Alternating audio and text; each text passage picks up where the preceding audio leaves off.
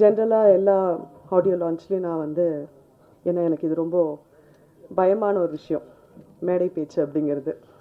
So என்னை கூப்பிட்ட உடனே நான் வந்து ஆப்பர்ச்சுனிட்டிக்கு தேங்க்ஸ் அப்படி சொல்லிட்டு போயிடுவேன். ஆனால் இன்றைக்கி எங்கள் ப்ரொடியூசர் மிஸ்டர் அருண் வந்து நான் பேசியே ஆகணும்னு சொல்லியிருக்காரு.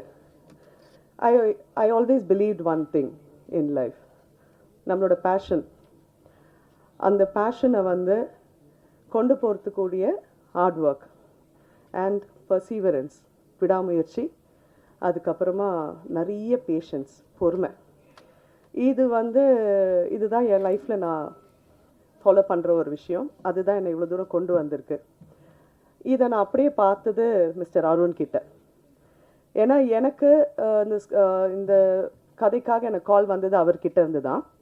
ஸோ எப்பயும் போல் நான் வந்து டைரக்ஷன் டிபார்ட்மெண்ட்லேருந்து ஃபோன் பண்ணி எனக்கு ஸ்கிரிப்ட் சொல்லுங்கள் அப்படின்னு. அவர் வந்து இல்லை மேம் நானே சொல்லுவேன் அப்படின்னாரு. Which is first time for me. ஒரு ப்ரொடியூசர் அந்த ஸ்கிரிப்ட் அவ்வளோ அழகாக எனக்கு எக்ஸ்பிளைன் பண்ணி, செகண்ட் ஹாஃப்லேருந்து நீங்கள் வருவீங்க madam, you have to take over, இந்த வார்த்தை தான் அவர் சொன்னார்.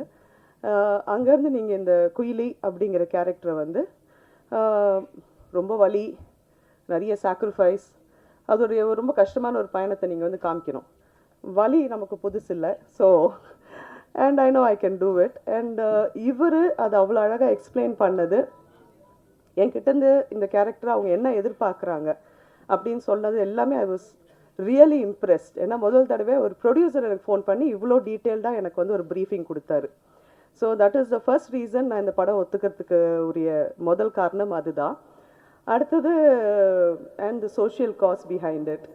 அண்ட் எனக்கு தெரியும் ஒரு சின்ன பட்ஜெட் படம், அதில் இருக்க கஷ்டம் என்ன, ஷூட்டிங் ஸ்பாட்டில் இருக்க போகிற கஷ்டம் என்ன, எல்லாமே தெரியும். பட் அவரோட அந்த பர்சீவரன்ஸ் இருக்குது பார்த்தீங்களா, சின்ன சின்ன விஷயம் லைக் சார் இந்த படத்துக்கு குயிலி தான் சார் டைட்டிலாக இருக்கணும் அப்படின்னு நான் சொன்னேன். ஏன்னா அதுதான் ஆப்டாக இருக்கும் அப்படின்னு. மேடம் கிடைக்காதுன்னு நினைக்கிறேன், ஆனால் நான் வாங்கிடுவேன். அந்த மாதிரி ஒரு விஷயமும் அவர் விடவே இல்லை.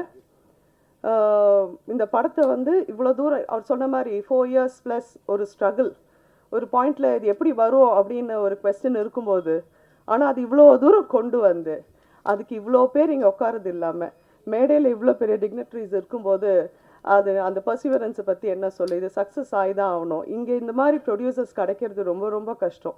ஸோ மீடியா நண்பர்களுக்கு நான் ரிக்வெஸ்ட் பண்ணுறது என்னென்னா, ப்ளீஸ் ப்ரொமோட் இட், ஹெல்ப் பண்ணுங்கள்.